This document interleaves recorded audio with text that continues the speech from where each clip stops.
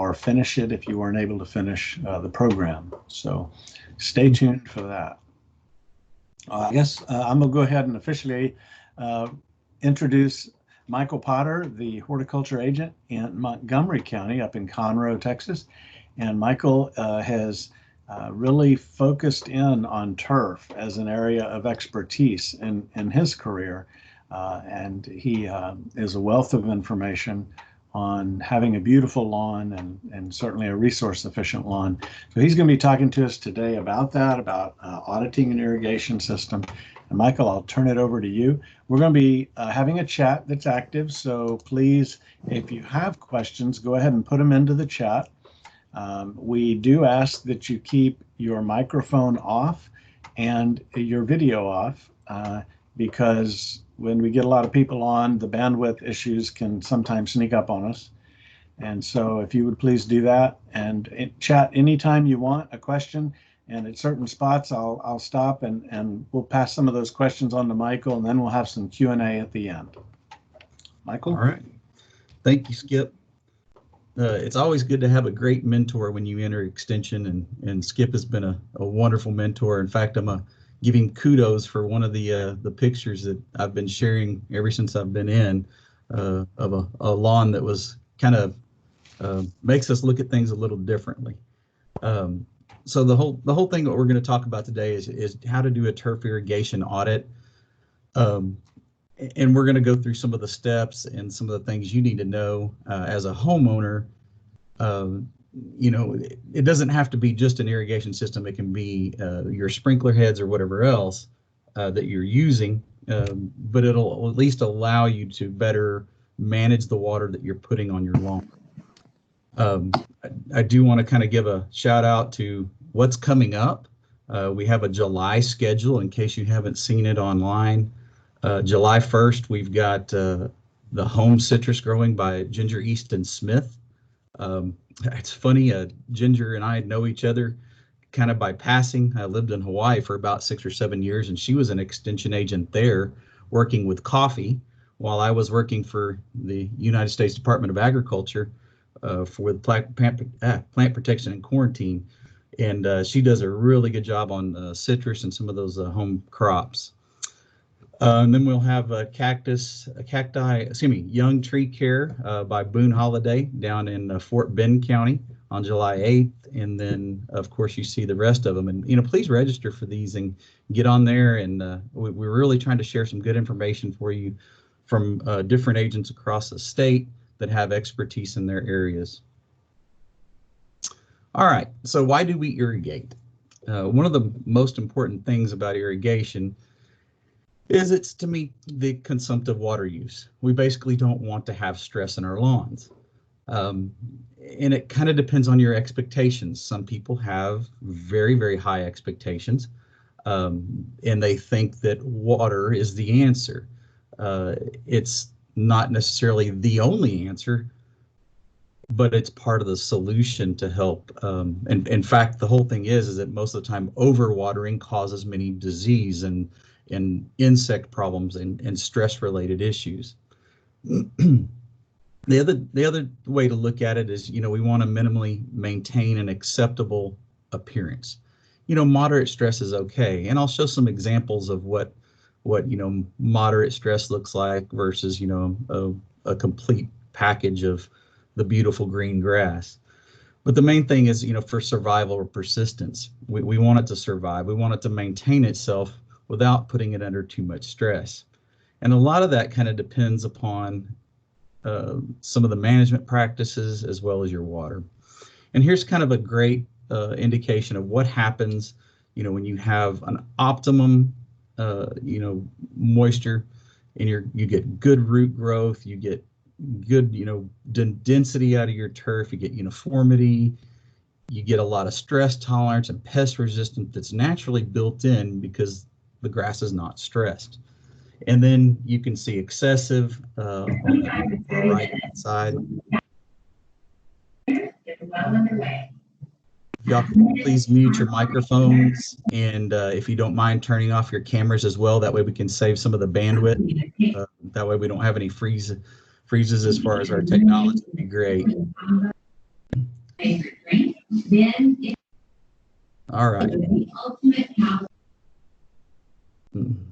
Okay, so for an excessive, when people tend to overwater their lawns, they tend to get, there's less oxygen in the soil because it becomes too saturated. So you get a lot, poor growth, you get some dieback that occurs, you lose some of that stress resistance and that pest resistance. The resistance, it's very important.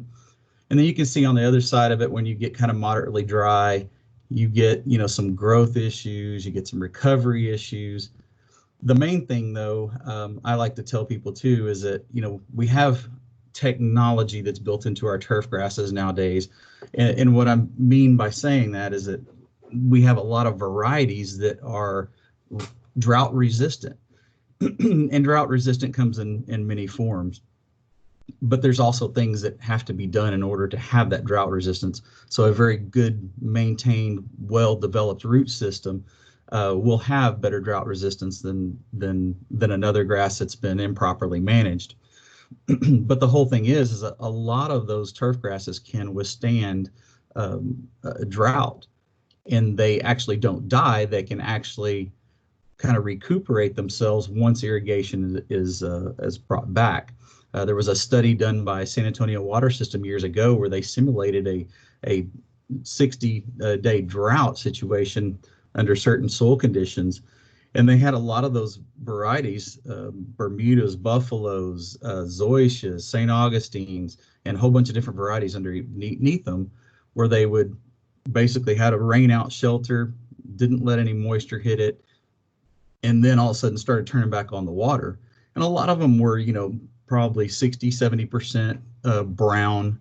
But what happened as soon as that water was turned back on, a lot of them started to regrow and basically recuperate to the point of 100% recuperation over the period of about 35-40 days.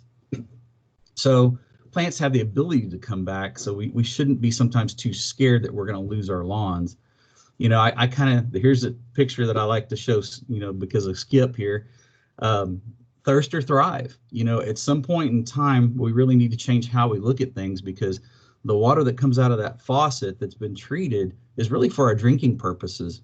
There's a lot of, treatment and everything that goes into it. And if you ever really think about it, come out on a plain perspective, when it rains, the grass grows. When you're sitting there watering it and watering it, it grows more slowly. And so, it takes a good rain, then all of a sudden you notice, oh man, I gotta mow again.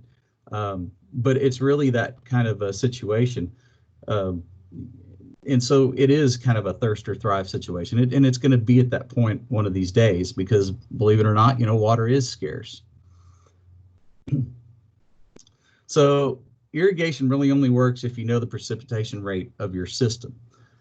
And so an irrigation audit is important to do. And there's all kinds of things that you can look at as far as things that affect an application of water. Your trees, that can affect the amount of water that's applied, shade, wind, sun, clouds, temperature, humidity, the annual rainfall of your area, seasonally. I know people that in the middle of January are sitting there watering their lawns, and it's just not effective. It's not doing anything because the grass is dormant. The soil type, sandy soils are kind of hard, kind of difficult to deal with. And there's some mitigation things that can be done over time in order to increase water retention in those types of soils. And then of course you have the other side of the spectrum where you have real high clay content soils, which puddle up real quickly, and you get a lot of runoff and things. And we'll kind of go through that and tell you how to handle those situations. It also kind of depends on your equipment. What kind of irrigation system do you have, or even the equipment you mow with. Some mowers are extremely heavy, so they compact the soil. So compaction is one of those things. And it's also, plant requirements, the landscape bed versus a lawn, or the slope of your property, which also can be impacted by the type of soil you have. And of course, water pressure, fertility. I always say if you control the water and the fertilizer, you can control how often you mow. And that's, for me as a horticulturalist, I spend more time on other people's lawns and everything else, and I don't really have a lot of time for mine, so I have to control my growth. Unfortunately, I get a lot more rain, which makes me have to mow more often. So let's talk a little bit about water. Water quality is important. If you have well water, it's very important to get it tested. And that goes as well as your soil as well. That has to do with more fertility issues. But getting your soil tested as well is real important, just to know where your grass, your lawn or turf stands as far as nutrient ability. City water, I kind of have a feeling that in a sense that it should only be supplemental to rainfall. From the Gulf Coast viewing area, we get, average rainfall about 25 to 28 inches a year down there in Corpus area, all the way up to about 60 inches a year. And of course, timing of that is real important when you look at that whole area. I remember, living down in the Calallen, Corpus Christi area, 25 inches a year. I have a guy next to me that has an irrigation system. I don't. And the next thing you know, he's watering every day and I'm not. And yet my lawn looks just as good as his. And it's just a matter of management and understanding, when to apply water and when not to. There's all kinds of different irrigation devices and things that are out there. And an irrigation audit doesn't necessarily mean you have to have an in-ground irrigation system. You can do an irrigation audit on whatever type of equipment you might be using. The main thing, though, is to select and have systems that can have large dropules or streams of water rather than fine mists. And some of that's pressure of your system. You may have too much pressure. You may have to regulate some of it, or cut the faucet back a little bit while you're trying to water, and not have. I always like it driving down the street and you see somebody wants to water their lawn in one shot. They've got the sprinkler, the hose end sprinkler out there. They've got the thing turned all the way up full pressure and it's spraying the street, the driveway, the house, everything. That's not necessarily where we want to go with that. But you can see the different types that are out there. There's all types of different ones. And with most of your in-ground and some of your hose-in types, you have different spray patterns that are out there. You've got some that are adjustable. And the reason why I'm going through this is because there are areas that are kind of hard to water sometimes.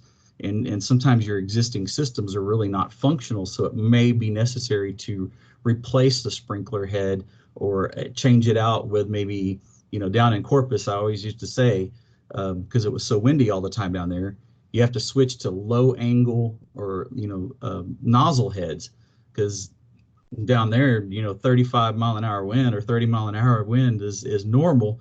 If you have a sprinkler go off, you're spraying 70 feet in one direction and 10 feet in the other. So you do have to kind of keep that water lower and try to keep the coverage as good as possible. So that's just an example of some of the different types of heads out there. And you can see, like, if you move on the left-hand side, 5F, 5H, 5Q, the F meaning full 360, the H meaning half, and then the Q being quarter. And that's 5 foot, 8 foot, 10 foot, 12 foot. So they all have different throws as far as how far they throw out their spray. And of course, you have some that are designed for, rectangle areas and kind of odd areas. So sometimes it may be necessary just to replace heads just to get better coverage. Most all your in-ground sprinkler systems have a backflow preventer or a pressure vacuum breaker. This is basically to keep contaminants from re-entering into your water system. When we moved up here, my in-laws bought some rent houses, and so I get to, every time we have a new renter, I get to go over and do an irrigation audit. So I have to do it all the time because I have to make sure that it's in proper working order when the next person moves in. And a lot of times they, even though we send out a memo, I mean, you can imagine the horticulture agent sends you a memo about it's time to winterize your system. You would think that they might listen, but they don't really know that I do that for a living. So it's one of those kind of weird things. But, one of the things right here where you look on that backflow preventer, you see the pipes coming up out of the ground. it'd be wise to put some insulation on there. They got, pipe insulation and things like that you can put around it, wrap towels and things like that during the hard winters. What I like to do is I like to shut the system off. And if you can see numbers 2 and 3, those right there are just like a little valve that you can actually drain the system. And in our area, I've only seen a couple of times where we've had some issues with it. But when those things break, they're $100 minimum. And that's just buying the unit. That's not including someone to come out there and install it. Though they have to be a licensed irrigator in order to do that. So you can just see kind of some of the other equipment and how things are basically installed into your lawn. The top right corner, you typically got a little sprinkler head out in the lawn.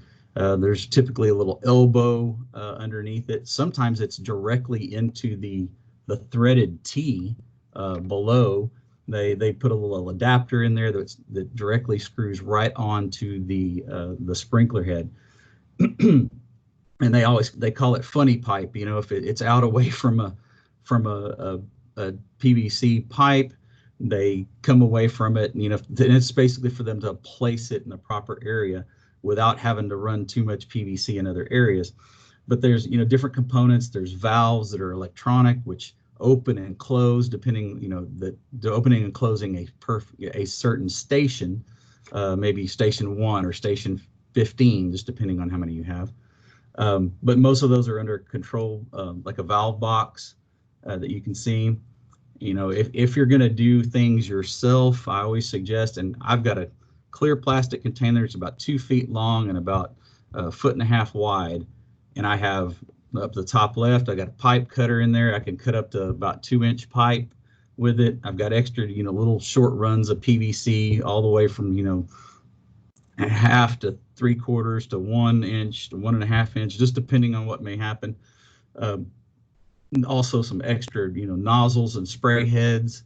I always have, a couple extra those, and I also keep around, a couple extra, the whole complete assembly, either it be a rotor or the spray head types, and some risers, and just, a few different things. And you can see some on the riser side, those are some of the adjustable, on the top right, adjustable cutoff types. You can actually trim one portion of it off, and you can adjust the height. Sometimes those sprinkler heads get so far sucked down in the bottom that you start running into problems with coverage because it's hitting the grass, or it just doesn't spray up or come up high enough. And here's something I found that I thought was a really good indication, or good diagram, and everything. It shows kind of how a sprinkler system looks from a homeowner's perspective. You can see most of these sprinkler heads, these pop-ups and etc., are put off with funny pipe or some type of other pipe. Rarely do I have a system that has a major break in it. However, those can occur, especially when you're located next to trees and lawns and that nature. Or if you have real heavy equipment going over it, you can sometimes get breakage in the valve control boxes, which you can kind of see towards the middle of that page. So, like for me, like I said, I've got a whole box that has all this kind of equipment and stuff that I need to make minor repairs if necessary. One of the main things you need to do, before you ever work on it, of course, is you find the water shutoff. Whenever you work on a system, the main water shutoff should be found. That way you can stop the flow of water. Not only the one that goes into your irrigation system, but the one that goes into your house, because I've run into several situations where they don't have a shutoff on the irrigation side. It's only the water main. So you have to kind of figure all that kind of stuff out as you go. But you can see also, some of these systems have different components to them. They have smart controllers that I've got several here at the office where, we can log in through an app and I can turn the water on and off. Some of them have rain sensors, etc., that shut it off, when it rains. So a lot of times, how much water is enough? And just looking at the way turfgrass grows, you need to understand, what an ideal situation is versus, what happens if you're in drought situation. And some of it does depend upon the soil. So the soil and how the grass was established. If you have a sandy, I remember living down in Corpus, and I had somebody bring me some sod one day, and they said it kept dying on them. And I looked at it, and I'm looking at sand. And sand's hard. It's just like pouring water, through a strainer. It's going to go down, and it's going to be gone quickly. So it was a very shallow root system. They had to water almost every day. And there's ways to mitigate that. If you have a sandy soil, you can always bring in, especially if you're in a situation where you can start over, which would be great if you could bring in, 4, 6, 8 inches of compost and really till that in as deep as you can get it. You can allow or have some more water holding capacity of that soil so you can last longer. Clay soils are great from the standpoint of having great moisture holding capacity. A lot of times, down in South Texas, I could, start to see cracks, but my turf grass was still going strong. It wasn't showing signs or symptoms of drought stress just because there is water there. But in the ideal situation, you should get root systems, 8, 10, 12 inches down in the soil. A lot of people don't think that, like even St. Augustine can do that, but it can. And of course, Bermuda, common Bermudas especially, they grow through 10 foot of concrete and everything else, and cracks in the ground. So there is at least some sort of capacity there. So you can kind of see what happens, light watering, you get very shallow root systems, and you need to have good watering practices. This is up here, we've been getting a lot of rain, and you just might as well just attach a motor on the back of your lawnmower and get it mowed, because you get so wet sometimes. And some irrigation is great, but then sometimes you get Mother Nature to help you out, and it makes it somewhat excessive. So lawns can tolerate, less than perfect watering conditions. And this was a study that was done through A&M where they basically reduced or had deficit irrigation.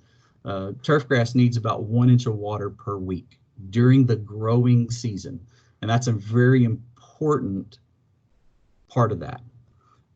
It's during the growing season. What is your growing season in your area? For us here around the Conroe, in Conroe, Montgomery County, it starts somewhere around April 15th and can be as late as May. That's when turf grass starts to actively grow and come out of that winter dormancy. So, when a turf grass is dormant, it doesn't use a whole lot of water. It doesn't use a whole lot of nutrients. And so in our area, I typically say, when it's tax day, you not only need to pay the tax man, but you also probably need to go fertilize your lawn. That may, that very well is close enough to say that grass is just starting to grow. If you fertilize at that time, then the grass will be better prepared to uptake those nutrients, rather than, if you fertilize or water too early, you're just basically wasting water. It's going past the root system because the turf grass is not growing. It's not pulling or picking up that nutrient or that water. But you can kind of see turf grass can sustain itself right there about, half to 3/4 quite well.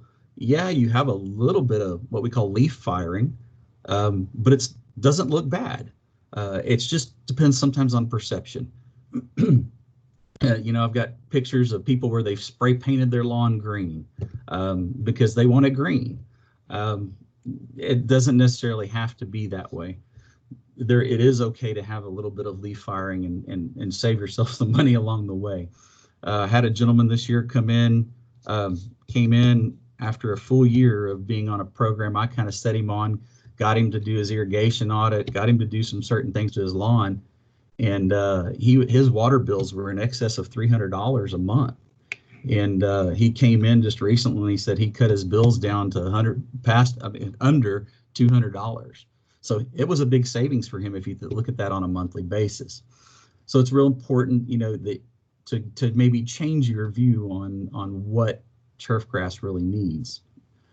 So evapotranspiration, that's something that's important. It's how much, the total amount of water needed to grow a plant or a crop, and having to do with how much evaporation do you get. And you kind of see an example of this. I really don't like to go too in depth with this, just from the fact is it can cause overwatering if you don't read it right. So there's some good things, but there is a great website that Skip just posted up there, texaset.tamu.edu.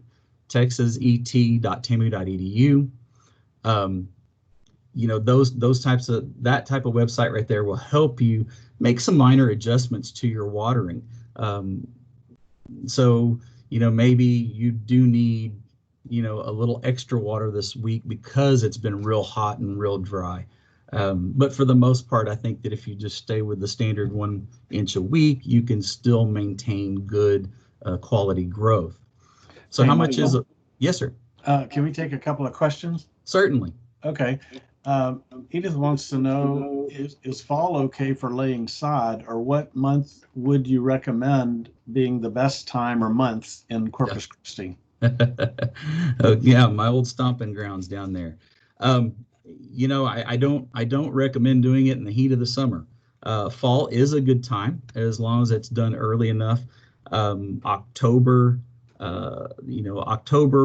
late September or early October would be good down there for fall.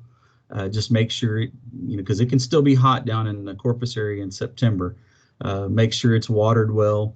You probably have to start off with, twice a day in the beginning. One thing you want to make sure you do when you lay sod is make sure the ground is wet first before you put your sod down.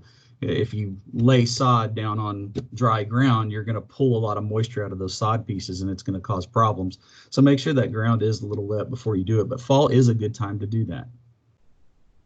Okay, another question was, and I think you're going to talk about rain sensors in a little bit, but are they required in Texas? No, they are not. That was one of the things down in Corpus when I first got my horticulture job down there. I was sitting in a city meeting regarding landscape codes, and that was one of the things we were pushing for in a room full of developers and a couple of people with horticulture background. We were pushing for rain sensors because a lot of times when you're driving around, you're getting rain and the sprinklers are going off. It is not mandatory. There are some areas that it is. That's maybe something that you can check with your local municipality or water department to see if they are, just depending. But there, as a whole, they are not. It's more locally required, just depending on the area. Okay, thanks. You got it. So 1 inch of water per week, that's not a whole lot, but it is. It adds up. So if you look at it from, let's say you have 1,000 square foot yard, you're looking at about 623 gallons per week per 1,000 square feet. So you start adding that up and you don't have any added moisture, that water bill can be quite excessive, just depending on how big your lawn is. And then, of course, too, you need to take in consideration that, some of those areas may be in shade. You might have a period of time where the temperatures are cooler and that turf grass is slow in its growth. So you may not need to add extra water. But that gives you an idea of, what amount of water, how many gallons per square foot, which is about, 0.62 gallons per square foot and about 623 gallons per 1,000 square feet of lawn per week. So you can do the math on that. I went math haywire one day and started to work on that, and I was figuring all kinds of math out and looking at, wow, if water is expensive in your area, I think this would keep me from watering. So luckily, like I said, I don't have an irrigation system at my house, but I also take into account that my area doesn't get the same rainfall as some of your areas do. In fact, I just watered my hot spots earlier this week, which were only 2 little areas, and that's all I've done this year.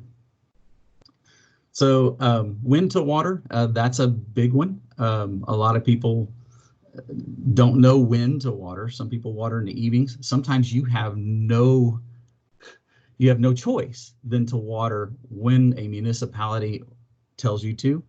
And as far as even some of your homeowners associations, it's mandatory that you keep a nice lawn. You'll get that nice little fine or a picture of your lawn in the mail, and they'll try to fine you because you're not maintaining your lawn properly. But early morning is the best time.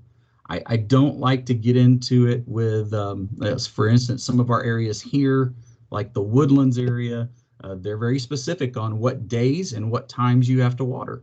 And I don't get into the argument of when the best time is to water between, they want to argue that 4 a.m. to 6 a.m. because that's what y'all say. Well, unfortunately, I don't have control over your water, but I can tell you, yes, it would be better. But if you also have a healthy grass, you can probably be all right and only supplemental water. We get a lot of people that just overwater, like Skip said very early on. People in Houston, they just, for some reason, there's especially with St. Augustine lawns, they just feel that the more water I put to it, the better it's going to be, when that's really not the case. So days of the week, turfgrass, it really should sustain itself about 7 to 10 days after a water event, and it should be fine. Now, further south you go, you don't get as much rainfall, so you may need to supplemental water. The main thing is just make sure you're watering when the grass is growing, when it's actively growing, or when visual symptoms are present. And one way to test for visual symptoms is a step test. You can actually get on your lawn and walk across about 10 or 15 paces. And if you can still see your footprints, across the lawn all the way to where you are, then yes, it's going to need to be watered. And that has to do with turgor pressure, the pressure of water in those leaves. And if there's not enough pressure in those leaves, they stay laid down.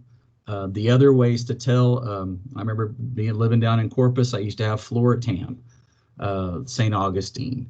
Floratam will start to turn like a little grayish color instead of that deep, dark blue-green.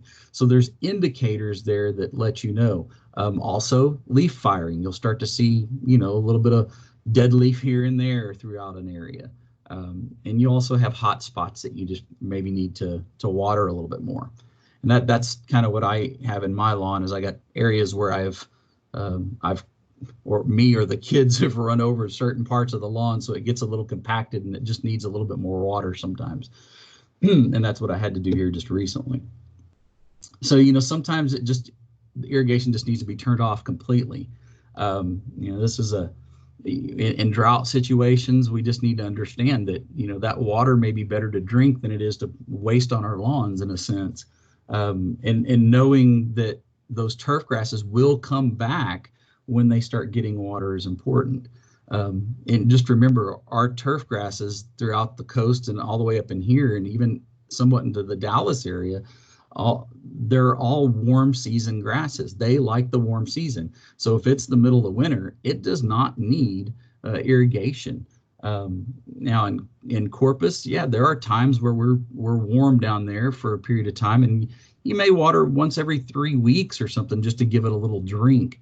But other than that, it shouldn't need much water during the dormancy period, during the winter months. And the best thing to do is, kind of take account to find out, hey, what is actual growing, when it gets, when my grass is fully up and growing in the spring, when is that? And start to take notes and things like that of when that occurs. You'll know when you start to have to water almost twice a week, that's when it's actively growing.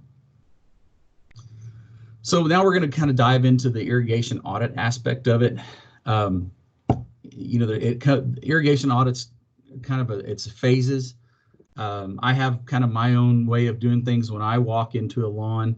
I start turning on the system. I look for leaks, broken heads, spray pattern issues, water pressure issues, taking into account, wind, if there's a lot of wind that comes from a certain direction, what kind of runoff am I getting after a period of time? And that's sometimes it's later on that you start to see that, but maybe off target, maybe something's just not spraying in the right area. The heads are angled because of just somebody knocked them around a little bit, or just from soil moving around.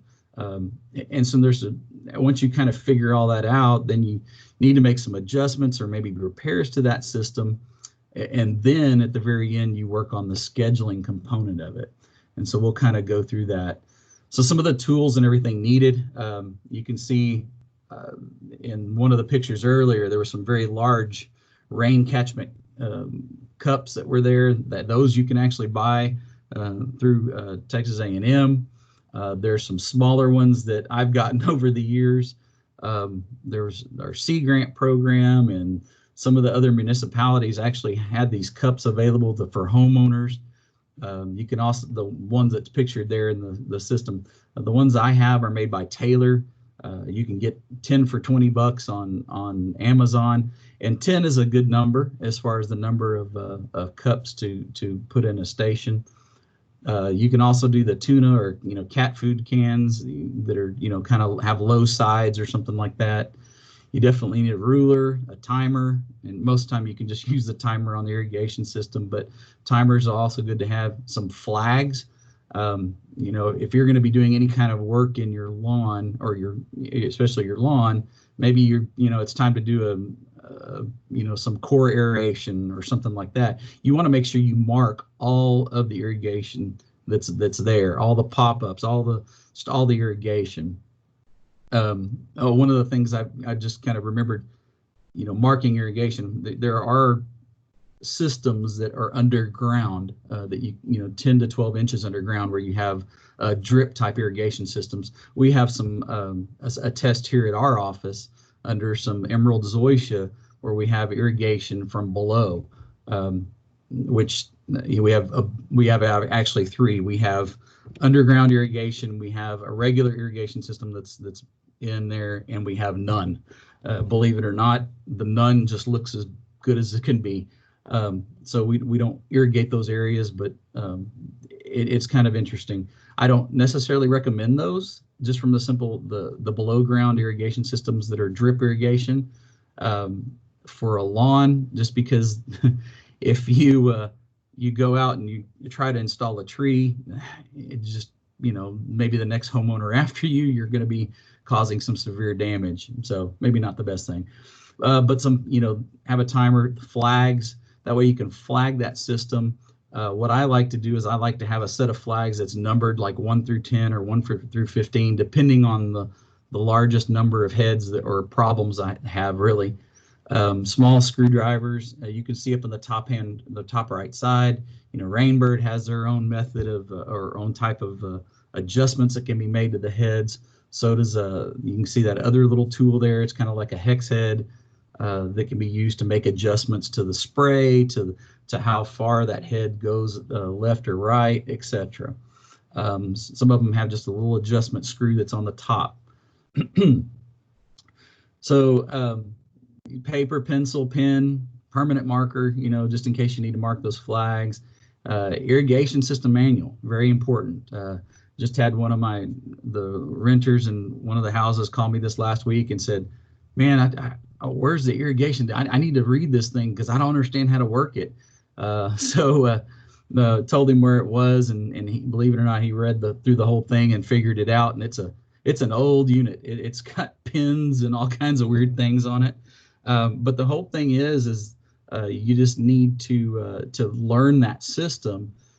Sometimes we, as horticulture agents, like to say you just need to learn where the off button is, because most of the time, homeowners do kind of overdo it. Let's see a question in there. Do you recommend an irrigation system installation for a yard with mature trees? Trees are, you can. The biggest issue is if you're going to be doing any trenching, you're going to end up cutting root systems, and depending on how close you are to major root systems, you can do some damage to trees. That's a question. Are you willing to risk it as far as that kind of situation? So having that irrigation system manual is important. A shovel and a trowel. Just in case you have to dig things up, maybe re-angle or reposition that the spray head that's in that area, or you may have to dig up and do some replacement, just depending. So you can see the little catchment cans right there. Those catch about an inch. There's all types of different ones. It's better to have kind of a wide head on the wide catchment on the top of it, just so you can catch more, just depending on the system. And there's all kinds of controllers, like I said earlier. Toros, Orbits, Hunter, Rainbirds. There's the ratios now. I love the ratio one just from the fact that it can be done from afar. When we first installed one of them, I had it on my phone. One of the master gardeners would send me an email and said, "Hey, Veggie Group needs some more irrigation." So I would go in there and turn it on, run it through its cycle or something like that. So and it lets how it has actually has coefficients in it for landscape areas, vegetable beds, all kinds of different coefficients in there for watering, and it runs off the closest weather station, so it actually looks for that information. But that's all done wirelessly through Wi-Fi. But there's, like I said, there's all kinds of systems that are out there. The main thing is just get familiarized with it, learn how to operate those systems. And I know sometimes it's scary, but there are a lot of these systems too. They'll have rain sensors, which hopefully everybody has, which are shut off that some type that when it after an inch of rain, you would hopefully not need to water for a full week. Sometimes it's just some of those older systems where they don't have that. It'll just shut down. That say the question there. It's a ratio, RACHIO. And there's other ones out there, so it's just one of them. It's just an example. So, so just check for things like proper zoning. Sometimes if you move into a new home or something like that, somebody may have expanded their landscape or something, or if you've done that, make sure it's properly zoned. You may have to change it out. You may have to completely block off that system or that portion of the system, which if you start closing some of those heads off, you got to remember that it's also going to increase pressure in that zone. So that's some of the things that you have to kind of potentially worry about.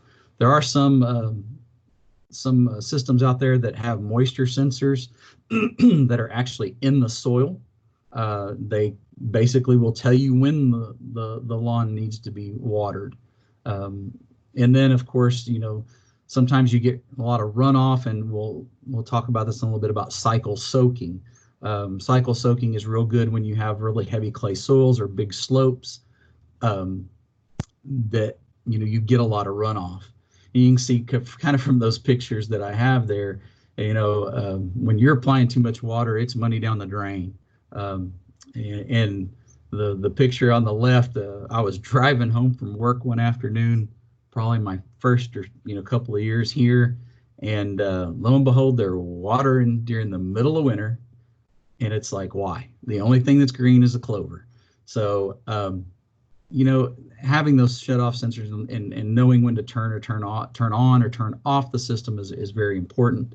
I solved the problem in Corpus. I had a gentleman that lived about 4 houses down from me, and kind of like in that top right, his moisture was going down in the gutter system, coming all the way down in front of my house, and it was like 3 times a week. So I finally went over and knocked on his door, and I said, "Hey, buddy," I said, "you mind if I install a sump pump?" And he looked at me funny, and he said, "Why?" I said, "Well, because I'm going to take the water that you're wasting and put it in my lawn." And so soon after that, we had a little educational series, and we did an audit on his irrigation system and got him figured out. So, so getting started with phase 1 of doing an irrigation audit, locate your controller, and that includes, having that system manual with you. That way you can find out how to turn on each station manually. There's a bypass way or a kind of a quick way of turning on systems if you can find and I'm going to roll back to an area here. Your valves have a manual adjustment on it. You can see that little black valve with the red wires. There's several different types. Some of them have like a little grip component to it. This one has just a little kind of cylinder, and if you turn it one direction, and it'll say at the top to turn it on or off, you can actually turn on the system manually from there. I've had scenarios where the wiring was not working from the controller to the valve, so it wasn't turning on that system, and the only way to turn it on to check it was to turn it on from the valve. So that's one way to do the adjustment on it. So the valves, locating those valves too is important as far as being able to turn those systems on. Okay, I'm going to roll back. Everybody, okay, getting started phase 1. Everybody back there again. All right. So, inspect each sprinkler head. Once you turn a station on, let's say it's station 1. Turn the station on, 2 to 5 minutes, just depending on how big the station is. If you have a large lawn and you have, 15 or 20 heads in an area, you may have to leave it on longer just so you can get around to each one of them. What I like to do is I turn them on for about 2 to 5 minutes, and I'll go out and I'll start walking around with flags. And I got a little clipboard with my paper on it, and each one of my flags is numbered. So if I walk by a sprinkler head that's not spraying right, I stick a flag in it and I write down, not spraying properly, off target, whatever needs to be replaced, whatever the problem needs, if it just needs adjustment, if it needs to be, more upright because it's leaning now, those types of things. And then also I walk around and look at, the lawn. Do I have any leaks? I go look for those valves. Mark those valve covers. That way I know where they're located. And most of the time what I'll do too is I'll go to those valve covers and I'll turn on stations manually to see, okay, that's the valve for station number 3. That way I know, if I've got to call somebody to come out, hey, it's station number 3, it's not working properly. It's either the valve or it could be the actual control unit. But if I have that information, it makes a licensed irrigator to come in to find it. It makes it easier for them to find it. Number one, if you know the location of it. So that's sometimes where you need to come in and maybe do a diagram of your system so they're easier and faster to locate. Yeah. Okay. So how do you find the solenoid valves if they don't have valve covers and they are buried? Yeah, that's a difficult one. The main thing is if you can find the main PVC lines coming out of or to areas, and so they have little like fiberglass type probes where you can push down and it's like a big T, and it's skinny enough to where it goes down into the soil. Of course, unless you have a real heavy clay soil and it's dry, it's more like concrete. But if your soil's pretty wet and everything, like maybe after one of these rains or something, you can go through and you can go down and tap the line as you go along, and it may just take some digging and trying to find those areas and redo them. That may be one of those things where you have to hire somebody to come out and relocate them, and that's going to be hit or miss. So that's one of those difficult situations. It probably wasn't installed correctly to begin with, or the solenoid, the boxes are buried up underneath grass and harder to get to. So that may take some time. So and Skip just posted something for me real quick about TCEQ. You can actually go and find a licensed irrigator in your area. And I suggest doing that if you don't want to tackle these problems yourself. Like I said earlier, take notes of the area, and that goes not only for the lawn, but also for the landscape part of it.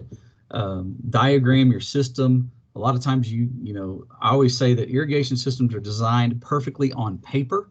Not necessarily do they perform that way, but they're perfectly designed on paper.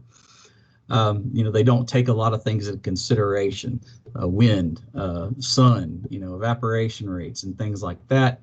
Pressure, that's another one.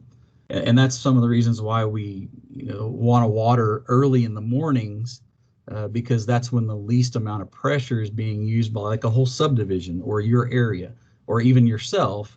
You don't get up till 6 o'clock in the morning to take a shower. Well, it's good to have adequate pressure to make sure that system covers appropriately. All right. So just, inspect the lawn area for leaks. Maybe it's where your valves are. I had somebody moving out of one of the rent houses and they ran over the valve covers, broke the valve covers, broke the irrigation system. So I had to go dig up a very large area, and I had to go, I think, make 3 trips to the box stores to figure out all the parts I needed in order to make it work. But even though it's time consuming, it can save you a little money if you're willing to put in the time to make adjustments. So phase 2 is where you make your adjustments. Like I said earlier about, getting a licensed irrigator if need be. You make your repairs. Sometimes it's as easy as, just replacing the tips on those heads. And I think I, showed you earlier, there's, sometimes it's just the tips that need to be replaced. Sometimes it's the whole head, like right here, that whole spray head that's right there. Sometimes it's just easier to replace it rather than trying to find the parts for it. The rotors, especially, rotors, you don't have a lot of parts that you can replace. As you see right there where that tip is, where the water is coming out, some rotors actually have replacement tips to allow for maybe low angle or higher volume pressure. And if you ever played peekaboo with one of these things, and when the system's off, it's always fun telling somebody, okay, turn it on now. Because now what you have to do is you have to grab that sprinkler head, you have to hold on to it, get them to turn the system off, just so you can make repairs to it while it's still in the ground. Maybe replacing the little spray tip or the also the filters that are within them.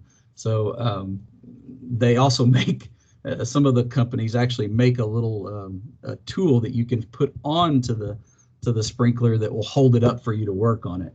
Just look for those type, just depending on the type of sprinkler head it is. All right, I'm gonna roll back down here. I know it kind of takes a minute sometimes to catch up from when I'm doing it.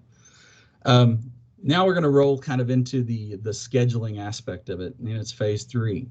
Randomly placing the cups out there. This is a demonstration plot in at our facility here in Montgomery County. I basically walked out yesterday and just randomly placed these things out here. We've got sprinkler heads that actually shoot a stream, and they are pretty good as far as their targeting, as far as how well they cover. We've gone out and we've done irrigation tests on them before, but this is just an example of showing you how I just randomly placed it in this one. And if you can look a little further, you can kind of see in the background where that pitchfork is on the left, there's another set back there. So, station 2 would be the next one that doesn't have anything in it. Station 3 would be the one that would have the next set of cups in it. So, I just randomly placed them out there. What I would do is I'd run those that station only one at a time for about 15 to 30 minutes. And then I would take measurements in each of the cups. If you're using a ruler, you would do the same thing. You would take the measurement in your little cans, etc. And then you would record that amount, and if you have 10 cups, you'd have 10 measurements. And then you basically sum it all up and divide it, and that'll give you your amount of irrigation that you're putting out in that 15-minute or 30-minute interval. I have a gentleman that I've worked with for several years. He actually does not live in my county, but I found it a prime opportunity to call a fellow agent and say, hey, do you mind? I'm basically working within a quarter of a mile of my county line, but I had a gentleman that had a new installation of an irrigation system, very, very large lawn area, didn't know where to begin. So I started working with him just so I can better get adapted to our area here in Montgomery County. So I gave him 10 cans to do an irrigation audit. Luckily, he is an engineer. As you can see, he likes spreadsheets and he likes to be exact. I told him 15 minutes to 30 minutes. He decided to change it up and do it a little differently, which was perfectly fine.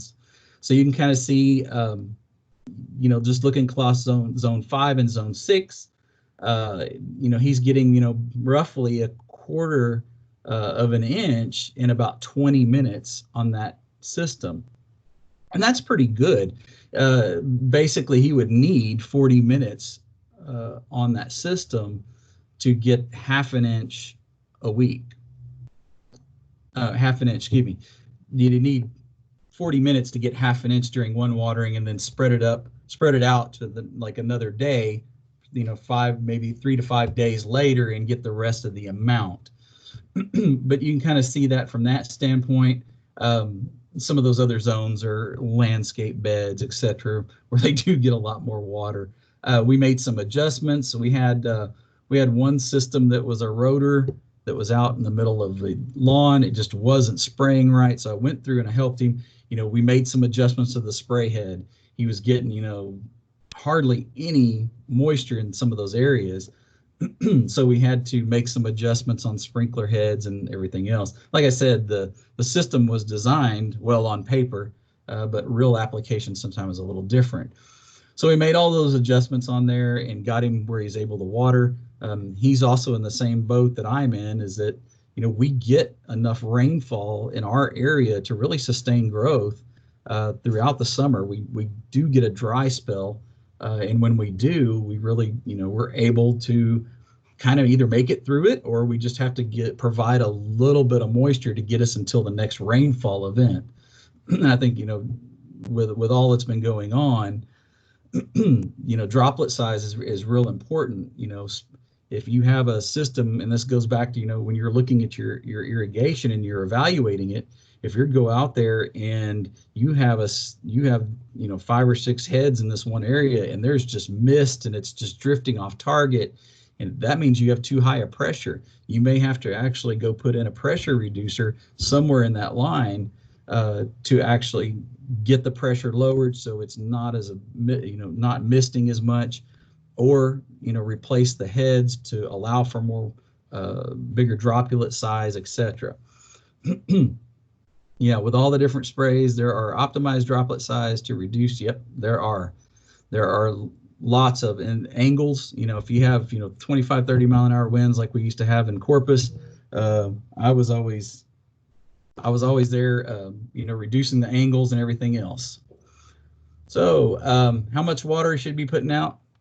If you're putting out the appropriate amount, you're putting out a lot of water, and that may be necessarily not a good thing. Just check your rainfall, your average rainfall event, or rainfall amounts during those times of when that grass is actively growing. Just a couple of reminders: only water when the turf is growing. Don't water when you're blessed enough to get that rainfall. Probably not on the day you're getting it too. That would be preferable. On my first day in the county, I was driving around with my district administrator, and we were going to make a visit somewhere with the ag agent and I and the district administrator, and it's raining, and lo and behold, I look, and so does he, and we find a house with it's raining, and they're watering their lawn. He says, "You're going to address that, aren't you?" So that's something that we try to do as much as we can. You just remember, turf and shade requires less moisture. Perform your inspections on your irrigation system regularly. 1 to 2 times a month during that growing season is very important. And of course, in the very beginning of the season, before you start having to water, that's a good time to get into the system and start looking to see what you need to do. And just remember, 1 inch a week, during the growing season, if it's needed. So just a reminder, you can, if you have any questions and everything, you can type it down in the chat. Just remember, we have every Wednesday at 10, we're doing these sessions. Next week will be July 1st. We have the Home Citrus Growing by Ginger Easton Smith. She's down there in Aransas County. And then after that, we've got the Young Tree Care by Boone Holiday on July 8th. And then there's the rest of the schedule. We thank you all for joining us. And like I said, if you have any questions, just feel free to drop them in the chat.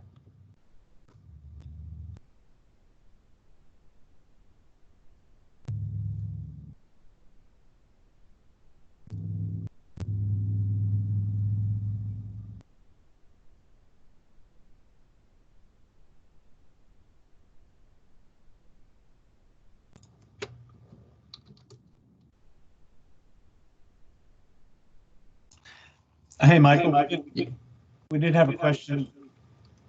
Yes, sir. With all the different sprays, is there an optimum droplet size to reduce evaporation on windy days? And you might want to comment on the difference between pop-ups, multi-stream rotors, and regular rotors in regard to that. Yeah.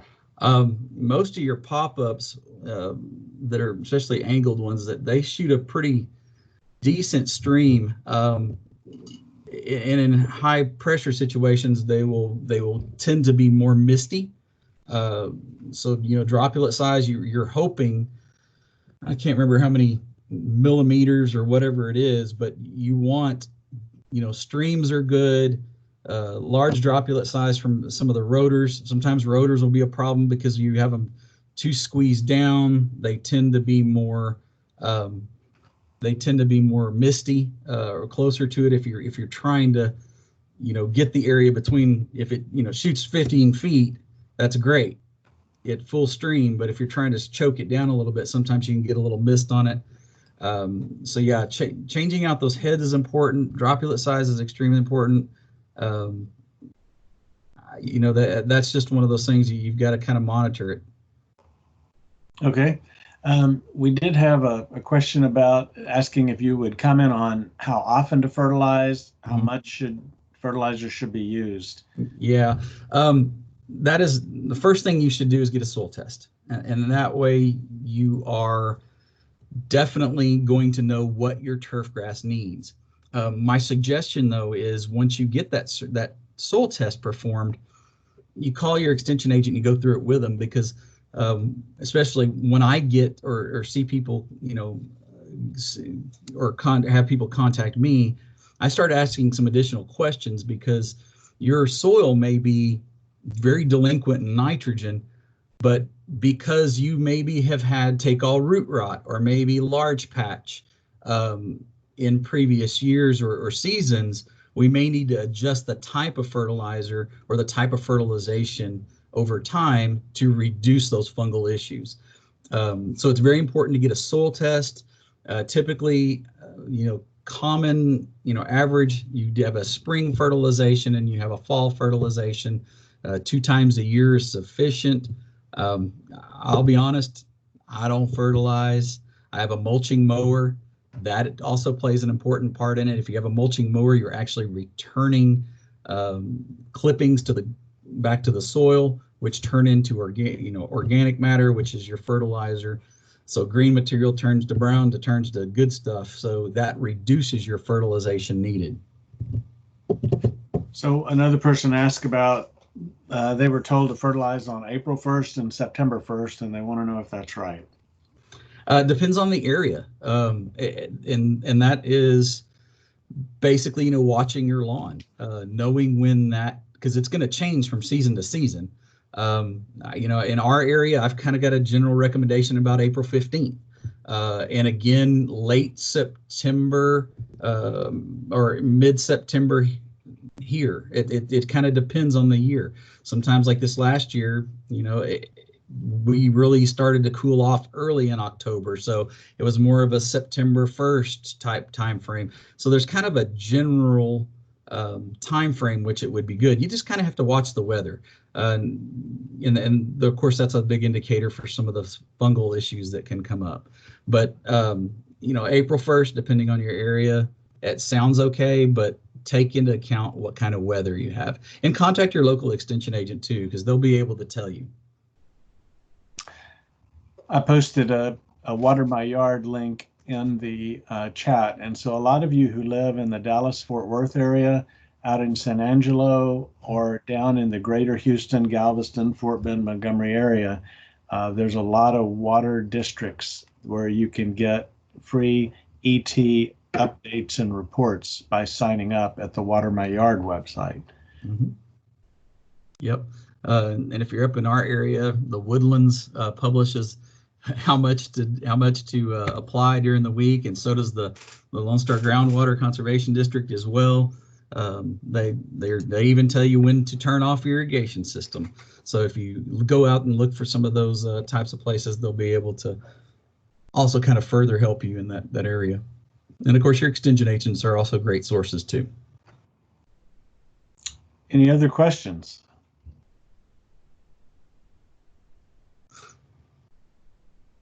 This is your chance to pick Michael's brain.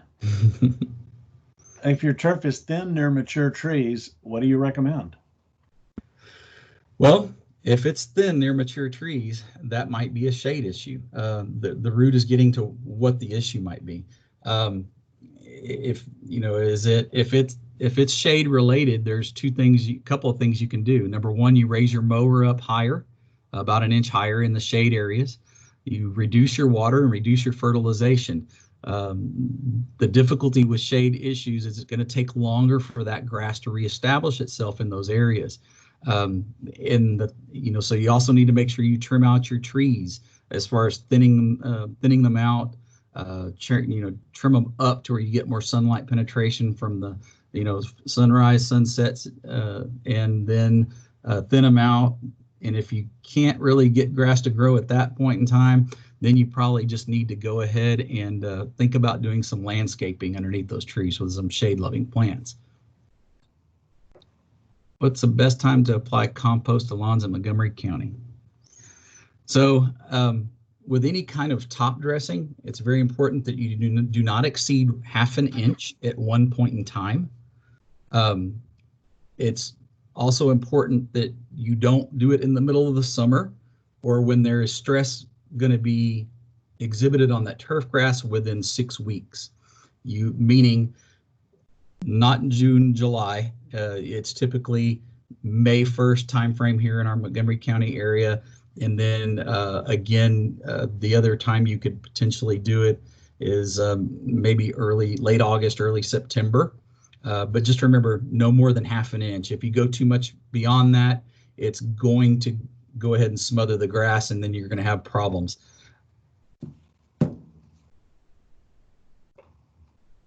Okay, last call. Anybody else? How do you apply the compost? I came from the old school where my dad used to have a big old truckload delivered. And I had to shovel it out and try to apply it. There are also companies that will come out and spread it for you. And I've heard that they are quite costly. And it also depends too in your situation. Some people just decide to do it a little bit at a time. They have to buy the bag and they spread it out with a shovel, or they dump it somewhere and they rake it in.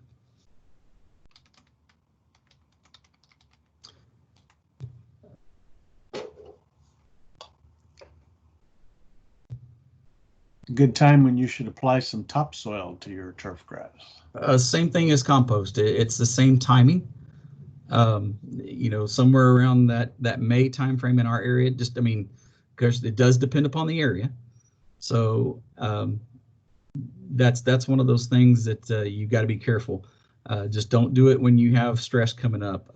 We start to get warm, like in our area around June. So we want to make sure we have mid-June. So we want to make sure we have at least 6 weeks of active growing before you apply something like that, whether it be compost or some type of sandy loam or whatever it may be. Michael, we've had a couple of folks ask about getting a PDF copy of the slides, and so I know you'll be sending out the links and stuff for the video later. Mm-hmm. Just might keep that in mind if you're comfortable with that. Yep. We also had a question on what are some names of good lawn fertilizers? Hi, Ethel. This is being recorded, Michael. Huh? This is being recorded, by the way. Yeah. That is one of those things that it depends. It depends on what your soil test is. Once you get a soil test performed and we know exactly what kind of NPK values, then we can hone it down. There's all types of companies out there that sell all different types of fertilizer. Like I said earlier, I think that, if you've experienced some fungal issues or disease issues in your lawn, you may have to consider using more of a natural type fertilizer versus a synthetic type fertilizer. In Extension, we don't recommend one particular brand over the other, but because we use our research to back that information up as far as making that recommendation. There may be only 2 or 3 companies that sell a fertilizer that is specifically recommended for your lawn and your situation. And sometimes we can narrow that down, or sometimes we have to look at a longer term approach to that to have nutrients that, maybe it's going to take 2 or 3 years before we can actually get that soil to where we need it to be based on that situation.